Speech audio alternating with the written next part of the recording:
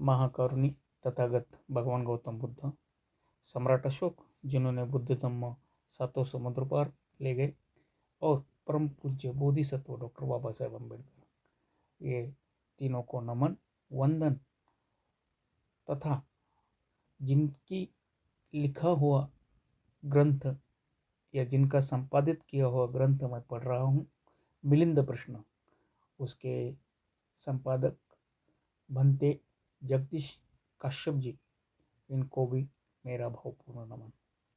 उसी के साथ आज हम देखने जा रहे हैं नागसेन का पाटलिपुत्र जाना।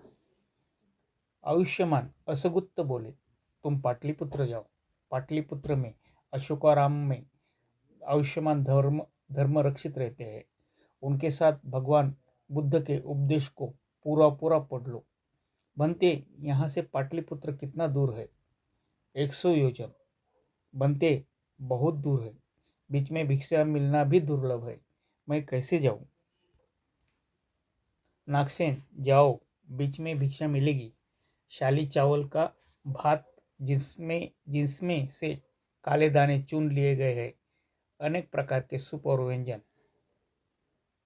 बहुत अच्छा, कहे आयुष्मान। नागसेन आयुष्मान असगुप्त को प्रणाम और प्रदक्षिणा कर पात्र चिवर ले पाटलिपुत्र की ओर चारिका करने के लिए चल पड़े। उस समय पाटलिपुत्र का एक व्यापारी 500 गाड़ियों के साथ पाटलिपुत्र जाने वाली सड़क पर जा रहा था। उसने आयुष्मान नागसेन से को दूर से आते देख अपनी गाड़ी को रोक लिया और पास जाकर प्रणाम करके बोला, पूछा, बाबा आप कहाँ जाते हैं? जवाब दिया, गृहपति, मैं पाटलिपुत्र जा रहा हूँ। बाबा, बहुत अच्छा, हम लोग भी पाटलिपुत्र जा रहे हैं। हम लोग साथ साथ आराम से चले। तब वह पाटलिपुत्र का व्यापारी आयुष्मान नागसेन के व्यवहारों को देखकर बड़ा प्रसन्न हुआ। वह आयुष्मान नागसेन को अपने हाथों से खिला कर और उनको भोजन कर चुकने पर एक निचला आसन लेकर बैठ गया और बोला, बाबा आपका नाम क्या है? गृहपति, मेरा नाम नागसेन है। बाबा, क्या आप भगवान बुद्ध के उपदेश को जानते हैं? गृहपति, मैं अभिधर्म की बातों को जानता हूँ। बाबा, धन्य मेरा भाग्य, मैं भी अभिधर्मिक और आप भी अभिधर्म जानने वाले। बाबा, अभिधर्म की बातों को कहे। अभिधर्म के ऊपर प्रवचन दीजिए। तब आयुष्मान नागसेन ने उसे अभिधर्म का उपदेश किया। उपदेश करते करते उसे धर्म ज्ञान हो गया। जो उत्पन्न हुआ है वह नाश होने वाला है। वह व्यापारी अपनी 500 गाड़ियों को आगे करके चला। पीछे पीछे जाते हुए पाटलिपुत्र के निकट पहुंच 2 सड़क फूटने पर एक जगह ठहर वह आयुष्मान नागसेन से बोला, बाबा, यही अशोका राम का मार्ग है और यह मेरा कीमती कंबल है। 16 हाथ लंबा, 8 हाथ चौड़ा। इसे कृपया कर स्वीकार कर ले। आयुष्मान ने नागसेन ने कृपा कर उस कंबल को स्वीकार किया। तब वो व्यापारी संतुष्ट, प्रीतियुक्त और प्रमोदित हो आयुष्मान नागसेन को प्रणाम और प्रदक्षिणा करके चला गया। आयुष्मान नागसेन ने अशोकाराम में आयुष्मान धर्म रक्षित के पास जा प्रमाण कर अपने आने का प्रयोजन कहा। इसका मतलब ऐसा है कि आयुष्मान नागसेन जो है वो उनका जो शिक्षा थी वो शिक्षा खत्म हो गई किनके तरफ की? तो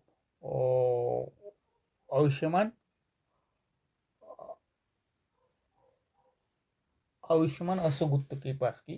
तो असुगुप्त बनते असुगुप्त ने उनको और धम्म के बारे में जानने के लिए जब पाटलिपुत्र में जो बनते धम्म रक्षित रहते थे उनके तरफ भेजा है ताकि वो बनते नागसेन और ज़्यादा और मूलतः धम्म को सके। तो रास्ते में उनको संयोगवश जो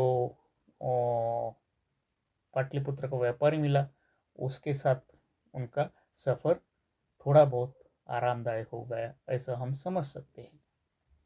इसके बाद नेक्स्ट, नागसेन का अरहंत पद पाना। अभी नागसेन धर्मरक्षित जी के पास पहुंच चुकी है।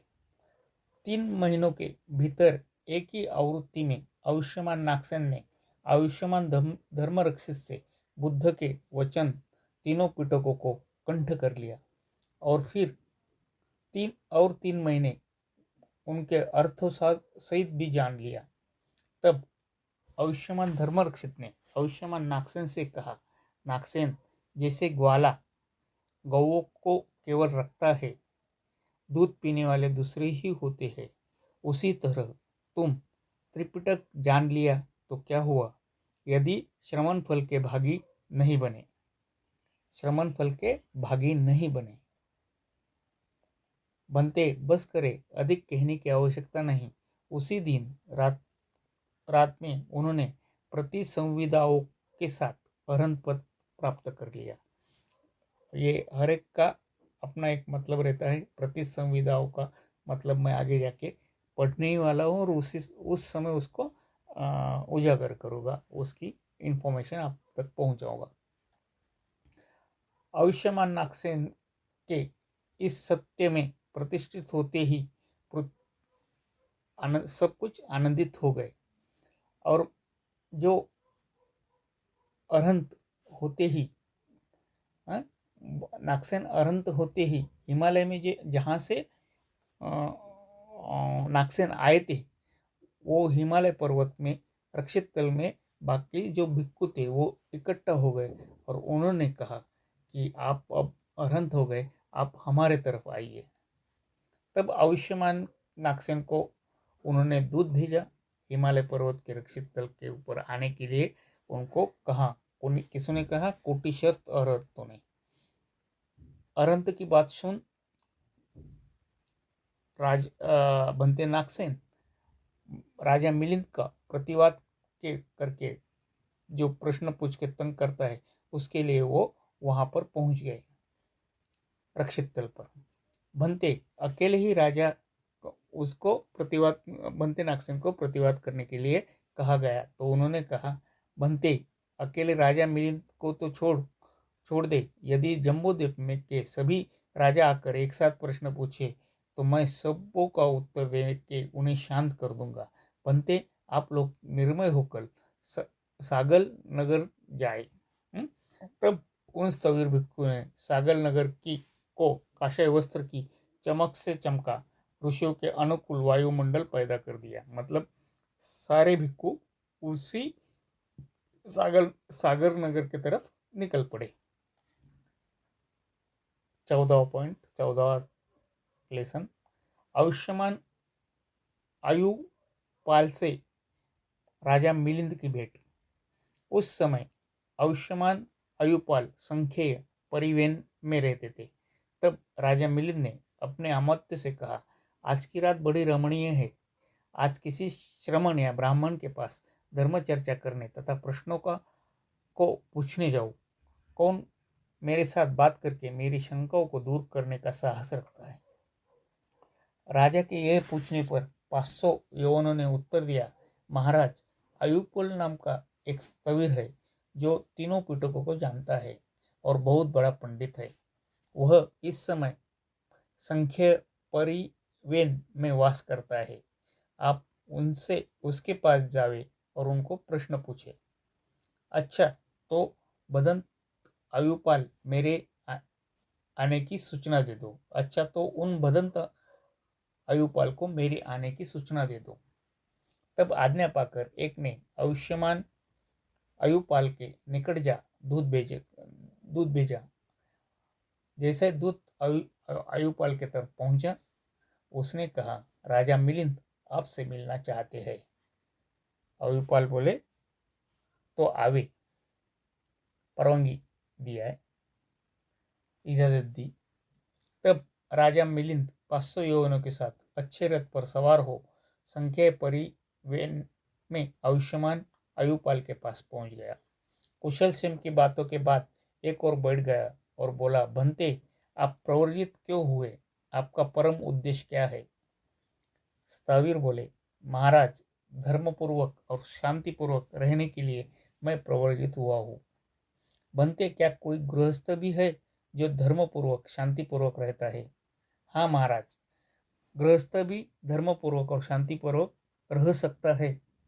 बनारस के ऋषि पतन मृगदाओं में धर्म चक्र घुमाने के बाद 18 करोड़ लोगों को धर्म ज्ञान हो गया। उनमें से कोई भी प्रवर्जित नहीं था, बल्कि सभी गृहस्थ ही थे।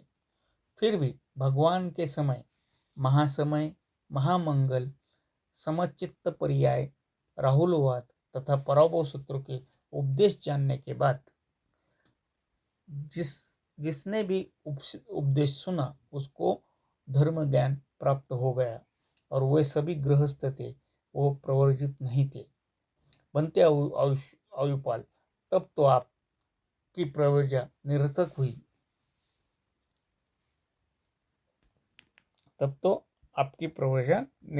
हुई। बनते आयुपाल राजा की इस बात का जवाब ना दे सके, वो मौन रह गए। इसके बाद राजा ने यवनों से पूछा, कोई दूसरा पंडित या भिक्षु है जो मेरी शंकाओं को दूर कर सकते हैं? उस समय आयुष्मान नागसेन श्रमणों के एक समूह के साथ गांव, कस्बे, राजधानियों में भिक्षाटन करते हुए क्रमशः सागल नगर में पहुंचे थे। वे संगनायक, गणनायक, गणाचार्य, ज्ञानी, यशस्वी, बहुत लोगों से सम्मानित, पंडित, चतुर, बुद्धिमान, निपुण, विज्ञ, अनुभवी, नम्र, तेज, बहुश्रुत, तीनों पिटकों को जानने वाले, वेदों में पारंगत, स्थिर चित्त वाले, लोक कथाओं को जानने वाले, भगवान बुद्ध के शासन की सूक्ष्म से सूक्ष्म बातों को भी जानने वाले, पर्याप्तिधर, पारमी प्राप्त, भगवान के धर्म के अनुकूल देशना करने में कुशल, कभी भी विफल न होने वाली, विचित्र प्रत्युत्पत्ति, संपन्नमति से युक्त, विचित्र वक्ता, शुभ बातों को बोलने वाले, अद्वितीय, अपराजय, उनके प्रश्नों का उत्तर नहीं दिया जा सकता था, उनके तर्कों से नहीं बजाया जा सकता था।